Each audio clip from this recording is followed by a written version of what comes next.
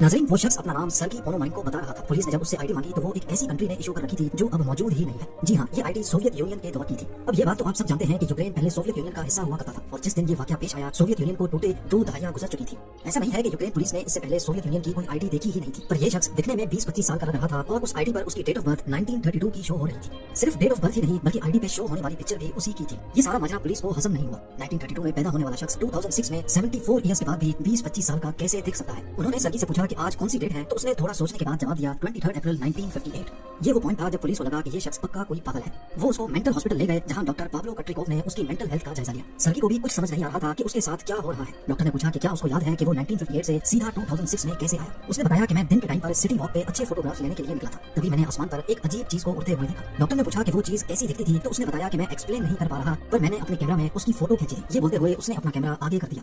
ये सुनकर डॉक्टर बहुत हैरान हुए, लेकिन उनकी हैरानी मजीद बढ़ गई जब उन्होंने कैमरा को देखा जो कि एक बहुत पुराना यशिमा फ्लेक्स कैमरा था। इस कैमरा की कंडीशन देखकर ऐसा नहीं लग रहा था कि ये कोई पुराना कैमरा है। मसला इस कैमरे में से फोटो निकालने का था, क्योंकि इसमें जो रोल डलता था उसको 1970s में ही डिसकंटिन्यू कर दिया गया था। एडम पॉइजनर नामी एक एक्सपर्ट को बुलाया गया जिसने कैमरा रोल पे लिखी डेट देखी तो मालूम पड़ा कि ये 1956 में मैन्युफैक्चर किया गया था। उसने फोटोग्राफ्स डेवलप किए और तभी चीजें और ज्यादा कंफ्यूज होती गई। फोटोग्राफ्स में कीव सिटी की बहुत पुरानी पिक्चर्स थी, गाड़ियां, बिल्डिंग्स और स्ट्रीट साइंस सब कुछ 50s के दौर का था। हालांकि इसमें कुछ ऐसी बिल्डिंग्स भी थी जिनको बाद में गिरा दिया गया था और उन्हीं बिल्डिंग्स के सामने सर्गी और उसकी गर्लफ्रेंड की कुछ पिक्चर्स भी थी। ये वही सर्गी था जो 48 ईयर्स पुरानी तस्वीरों में जैसा दिखता था, उसी हालत में उसी कपड़ों में डॉक्टर के सामने बैठा था। और रोल की सबसे आखिरी फोटो में जैसा कि सर्गी ने बताया था, एक अनआइडेंटिफाइड फ्लाइंग ऑब्जेक्ट दिख रहा था। ये सारा मसला देखकर डॉक्टर के लिए यकीन करना काफी मुश्किल था। इस वक्त डॉक्टर के पास इस बात पर यकीन करने के सिवा और कोई ऑप्शन नहीं था कि ये शख्स 1958 से 2006 में टाइम ट्रेवल करके आया है। अभी डॉक्टर इसी कश्मकश में थे कि वो शख्स रूम से बाहर निकला, दरवाजा बंद किया और फिर वापस कभी नहीं लौटा। सर्गी पोनोमारेंको बिना किसी सबूत के गायब हो चुका था। उसने अगर अपने पीछे को छोड़ा तो वो था ये कैमरा, कुछ फोटोग्राफ्स और अपनी अजीबोगरीब कहानी। ऐसी कहानी जिसको जितना ज्यादा समझने की कोशिश की जाए वो उतना ही ज्यादा उलझती जा रही थी। जब पुलिस ने केस को इन्वेस्टिगेट किया तो मालूम पड़ा कि 1960 में वाकई एक सर्गी पोनोमारेंको नामी शख्स कीव से गायब हुआ था। फोटोग्राफ्स में जो लड़की उसके साथ थी उसको भी ट्रैक किया गया, जो अब एक 70 साल की औरत है।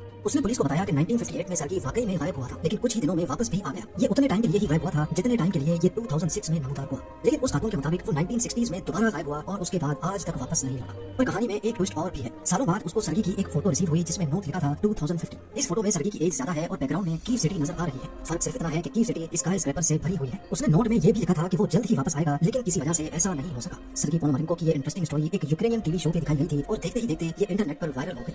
पर सवाल ये है कि क्या ये स्टोरी वाकई सच है? इस पर आने से पहले हम ये जानते हैं कि टाइम ट्रैवल क्या वाकई पॉसिबल भी है कि नहीं। इसमें कोई शक नहीं कि हम सब एक तरह से टाइम ट्रैवल ही कर रहे हैं, फ्यूचर में टाइम ट्रैवल। हमारा कहीं भी बिताया हुआ 1 घंटा इस बात को जाहिर करता है कि हम एक घंटा करके फ्यूचर की तरफ जा रहे हैं। लेकिन अगर कोई किसी भी तरीके से अपना 1 घंटा सिर्फ आधे घंटे में बिता ले तो वो दूसरों के मुकाबले में आधा घंटा फ्यूचर में चला जाएगा। इस कॉन्सेप्ट को पहली बार एल्बर्ट आइंस्टाइन ने अपनी स्पेशल रिलेटिविटी की थ्योरी में दिया था, जिसके मुताबिक स्पेस में टाइम एक जैसा नहीं गुजरता, बल्कि ये डिपेंड करता है ऑब्जेक्ट की स्पीड और उसके मास पर। जिस तरह ऑक्सीजन का लेवल अलग अलग एल्टीट्यूड पे चेंज होता रहता है, इसी तरह